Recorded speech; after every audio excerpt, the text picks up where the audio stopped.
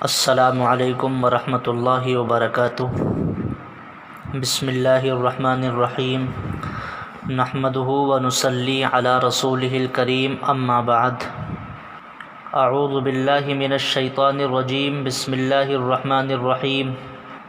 یا ایہا الذین آمنوا کتب علیکم الصیام کما کتب علی الذین من قبلکم لعلکم تتقون۔ صدق اللہ العظیم۔ امت مسلمہ کے نوجوانوں، دوستوں اور میرے عزیز بزرگوں اور بھائیوں، میری مائیں اور بہنیں، یہ تو ہم سب کو معلوم ہے کہ الحمدللہ رمضان المبارک کا مہینہ شروع ہو چکا ہے، اور یہ رحمتوں والا مہینہ، برکتوں والا مہینہ، اپنے آپ میں بڑی رحمتوں، برکتوں اور سعادتوں والا یہ مہینہ ہے۔ دعا کیجیے کہ اللہ تبارک و تعالی اس مبارک مہینے کی قدر کرنے کی ہم سب کو توفیق نصیب فرما دے، جیسا اس کا حق ہے ویسا حق ادا کرنے کی ہمیں اللہ تبارک و تعالی توفیق نصیب فرما دے۔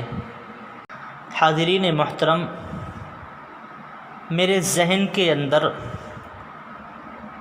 ایک سوال کئی دنوں سے گردش کر رہا ہے، اور میں یہ سوچ رہا ہوں کہ کسی طریقے سے وہ آپ حضرات کے سامنے پہنچ جائے، آپ حضرات اس سے خود بھی فائدہ اٹھائیں، اور جن لوگوں کو اس کے بارے میں معلوم نہیں ہے ان تک بھی اس کو سوال کو پہنچائے۔ میرے اکثر دوست اور احباب نے مجھ سے یہ مسئلہ معلوم کیا، یہ سوال کیا کہ مفتی صاحب، تراویح کی 4 رکعات کے بعد جو دعا پڑھی جاتی ہے، وہ دعا اگر کسی کو یاد نہ ہو تو وہ انسان کیا کرے گا؟ وہ دعا کسی کو اگر یاد نہ ہو تو وہ کیا کرے؟ آیا اسی دعا کا پڑھنا ضروری ہے، یا اس کے علاوہ دیگر دعاؤں کو پڑھ سکتا ہے جو آدمی کو یاد ہوں؟ تو میں آپ کو اس کی وضاحت کر دوں۔ دیکھیے، تراویح کی ہر 4 رکعات کے بعد کچھ دیر بیٹھنا مستحب ہے۔ اب چاہے آدمی اس کے اندر جو اس کو دعا یاد ہو وہ دعا پڑھ لے، یا کوئی آسان سی دعا یاد کر کے وہ دعا پڑھ لے، اللہ کا ذکر کر لے، درود شریف پڑھ لے۔ مطلب کہنے کا یہ ہے کہ اس تراویح کی 4 رکعاتوں کے بعد جو ہم لوگ بیٹھتے ہیں، اور اس کے اندر بیٹھنا مستحب ہے، اور بیٹھنے کے بعد کوئی خاص دعا متعین نہیں ہے، آپ لوگ بآسانی جس میں آپ کو سہولت ہو اس دعا کو آپ اپنے طریقے سے پڑھ سکتے ہیں۔ اس دعا کو ہم بآسانی پڑھ سکتے ہیں جو ہمارے یاد ہو۔ کوئی خاص دعا کا اہتمام یا کوئی خاص دعا اس تراویح کی 4 رکعات کے بعد پڑھنی متعین نہیں ہے۔ ہمارے اکابر اور بزرگان دین کا یہی معمول رہا ہے کہ وہ کوئی خاص دعا ان کی متعین نہیں تھی۔ حضرت تھانوی رحمۃ اللہ علیہ سے کسی نے معلوم کیا کہ حضرت آپ ان 4 رکعاتوں کے بعد کیا پڑھتے ہیں؟ تو حضرت تھانوی رحمۃ اللہ علیہ نے جواب دیا کہ کوئی خاص دعا تو متعین نہیں ہے، البتہ میں 25 مرتبہ درود شریف پڑھ لیتا ہوں۔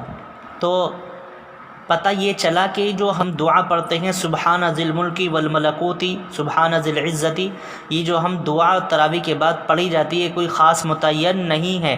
یہ ضروری نہیں ہے کہ آپ اسی دعا کو پڑھیں، اس کے علاوہ بھی آپ اس دعا کو پڑھ سکتے ہیں جو آپ کو یاد ہے۔ جیسا کہ ابھی میں نے بتایا، تھانوی رحمۃ اللہ علیہ سے کسی نے معلوم کیا تو انہوں نے بتایا کہ میں درود شریف پڑھتا ہوں 25 مرتبہ۔